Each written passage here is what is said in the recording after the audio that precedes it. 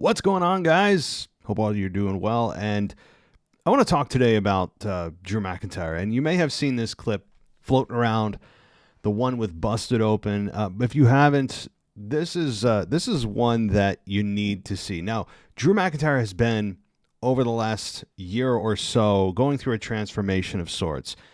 Was a babyface, transitioned into a quasi-heel, dipped his toe in, seemed to have come back, and then went full into it with his kind of truth-telling, don't give a damn attitude when it comes to his character that was really refreshing. And many believe, including myself, that it was some of Drew McIntyre's best work he's ever done in his entire career.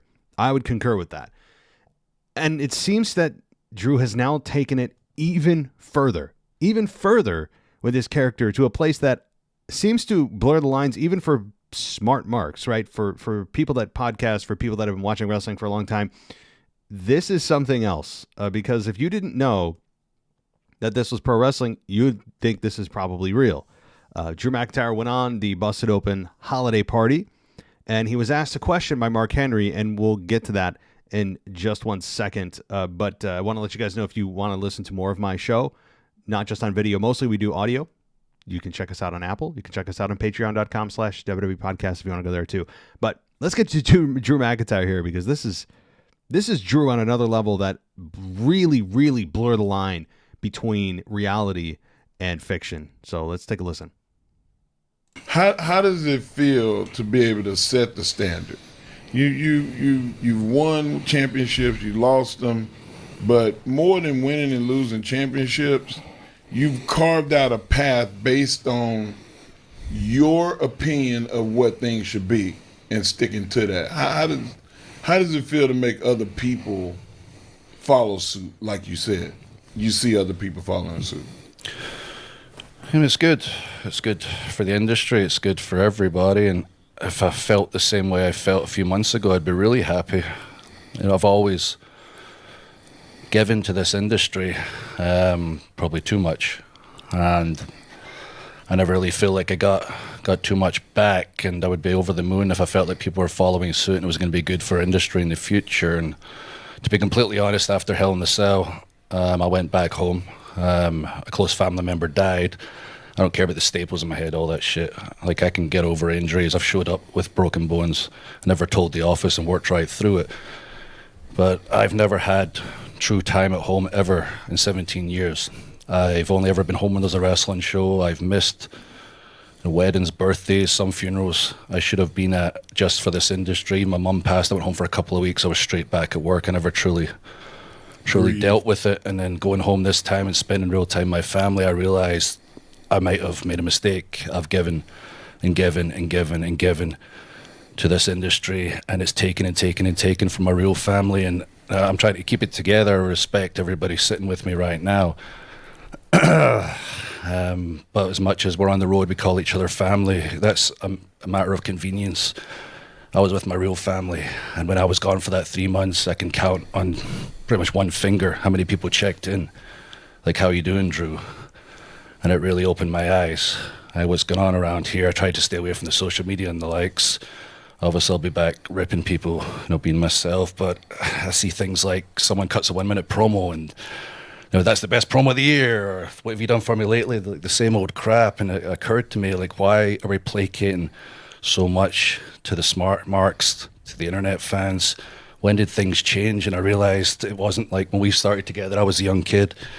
It's when we started letting the marks in the locker room, and it's really getting to me. And I hate to say this, I gave and gave and gave, and as far as in wrestling on TV is concerned, I'm going to take and take and take. Like, tomorrow morning, I'm still going to be out there helping the homeless, things that really mean something to me. But when it comes to Drew McIntyre on TV, Drew McIntyre in general, I really hate to say this because I didn't believe it till the past, until I saw the proof right in front of my face, the lack of contact, and the look in my family's face, and realizing everything that I've missed, that I'm just going to take from now on. I'm going to leave this industry. I won't be one of those guys when I was a kid in the locker room during the Indies, so we're just chasing that last paycheck, just chasing that last shot of glory. Please remember me.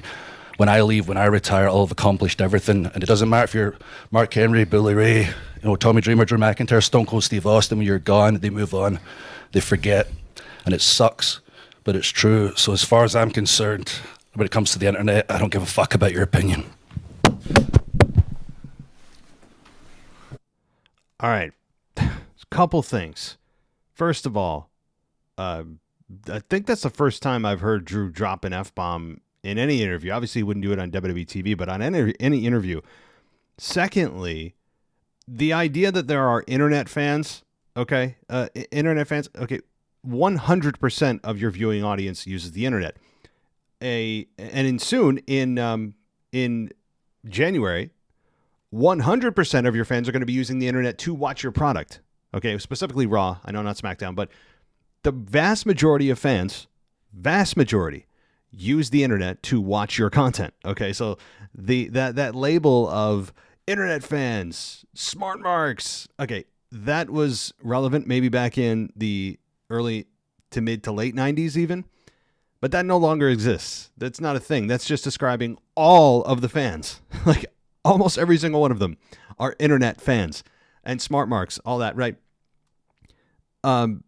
So I really enjoyed this because I think while he was playing a character, so to speak, to really get himself to that next level, and he knew this was going to, get things to blow up. He knows how things work. He's a very smart guy. I do think that there was a lot of truth inside of that, and his idea that he's going to speak his truth and all this kind of thing and be his authentic self. First of all, I despise those two phrases. There's no such thing as your truth. There's your opinion, right? But there is objective truth. We all live in objective truth, in reality. You don't get your own curated version of reality. So that phrase I despise, even if it's coming out of the mouth of somebody like Drew McIntyre, and being your authentic self. It's just anyway. So this is, though, from a character perspective for Drew McIntyre, really taking it to the next level. Now, does it translate to TV? Or is this truly just a one-off to get attention on himself? I don't know. I do hope it comes to TV. Whatever this is, minus the F-bombs, comes to TV, comes to Netflix. And he's involved with Sami Zayn tomorrow night. He's going to be facing Sami Zayn at Saturday Night Main Event. We'll see what happens there.